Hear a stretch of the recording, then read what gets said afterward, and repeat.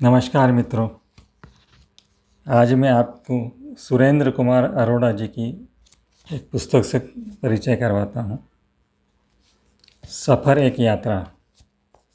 साहित्यकार सुरेंद्र कुमार अरोड़ा जी ने लिखी है। बड़ी प्रेम से, निष्ठा से इन्होंने भेजी है मुझे।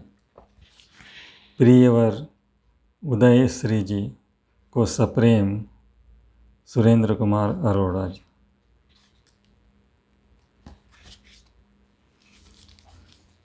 ये लघु कथा संग्रह है, राज पब्लिशिंग हाउस दिल्ली से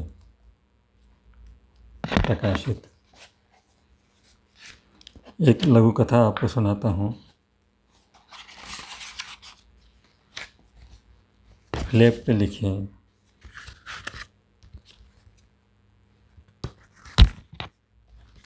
वर्षा। लघु कथा शीर्षक है वर्षा। तुम अपना नाम बदल दो। क्या मतलब? मतलब क्या? वर्षा नाम तुम्हें सूट नहीं करता। वो कैसे?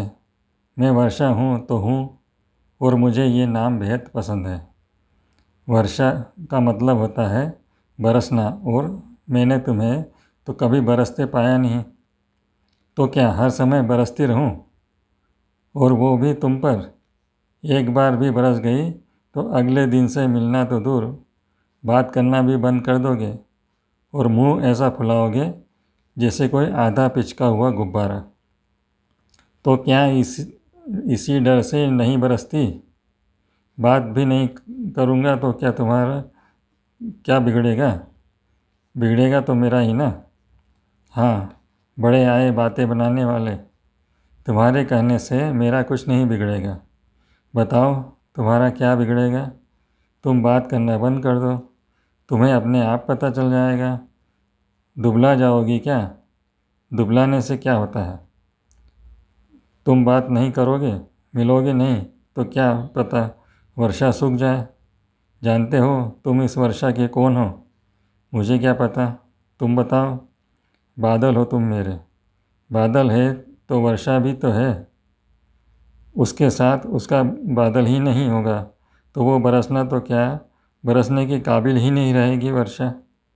इसलिए ये वर्षा तुम पर बरसना तो क्या, इस बारे में कभी सोच भी नहीं सकती।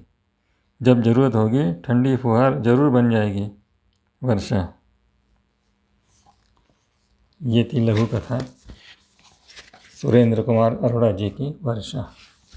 अब ये दूसरी लघु कथा आपको सुनाता हूँ। पूर्णता।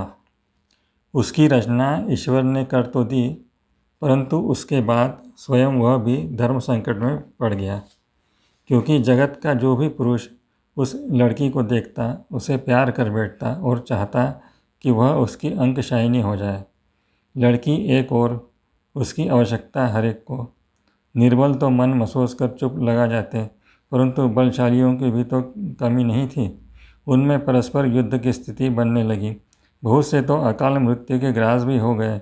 कुछ के नसीब में अपंगता आई तो कुछ स्थायी अवसाद में भी चले गए। सब तरफ अराजकता का वातावरण बन गया।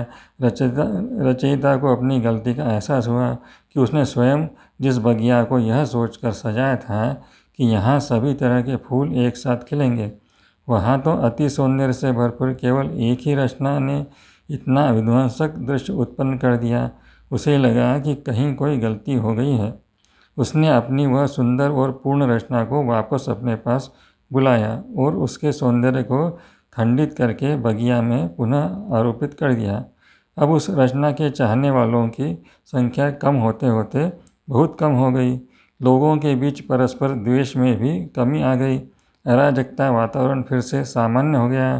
तब से ईश्वर ने यह तय कर दिया है कि वह पूर्ण सौंदर्य किसी को भी नहीं देगा, इसलिए अब कोई पूर्ण नहीं होता। ये थी लघु कथा सुरेंद्र कुमार अरोड़ा जी की। धन्यवाद। यदि ये लघु कथा आपको पसंद आई होगी, ये वीडियो आपको पसंद आया होगा, तो इसको लाइक कीजिए, कमेंट्स कीजिए और चैनल को सब्सक्राइब कीजिए। शुभ संध्या।